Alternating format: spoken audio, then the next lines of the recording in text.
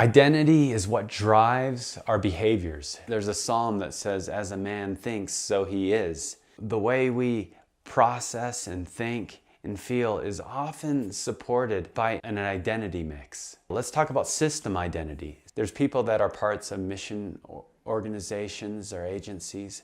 There's people that are involved with the military or such. Let's say I have an identity block and I make the missionary army. There, I combined the two.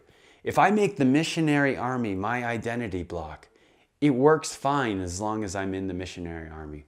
Let's say I have parents that make a mistake against the missionary army rules, and I can't be part of the missionary army anymore. Well then, suddenly, this thing that gave me so much identity is the very thing that is making me feel like I don't have a place anymore. The problem is you could make a system your identity, but the system never makes you their identity. That road is fraught with complications. Another example is you could identify to a nation and to its cultural norms and processes and people, but sometimes life just makes us move. I've known people who grew up in countries they loved that experienced civil unrest, which forced them to have to leave suddenly and abruptly and not be able to return. If you're not open to rebuilding your life, you could find yourself just always contrasting the differences between who you think you are and the world around you. I built part of my identity as a child on a negative friendship I had. I latched on to someone there that was available and was close to my age. This friendship went on for years, and it was actually a little damaging because they did not feel the way about me the way I felt about them. From that experience, I drew conclusions. I drew conclusions that I wasn't a good friend and that people didn't like me. Later on in my adult years, I found myself behaving as a victim over and over and taking the victim stance when conflicts happened.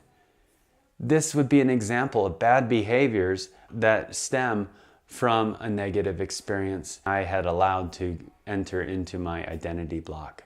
We should build our identity on things that are not circumstantial, things that are true and will remain true.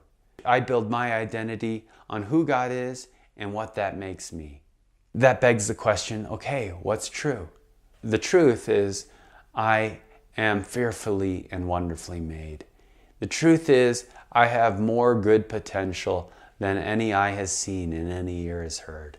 The truth is that I have been made a pretty awesome person. Believing those things has driven better behaviors. I have more of a desire to help people rather than to remain a victim.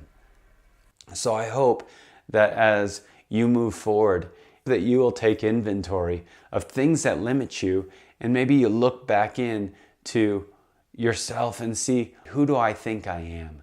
And is it built on truth? Is it built on things that can handle any environment? If you think these videos can help, please like them. If you would like to see more, subscribe. And if you have thoughts that you can add or things you'd like to see, please leave a comment.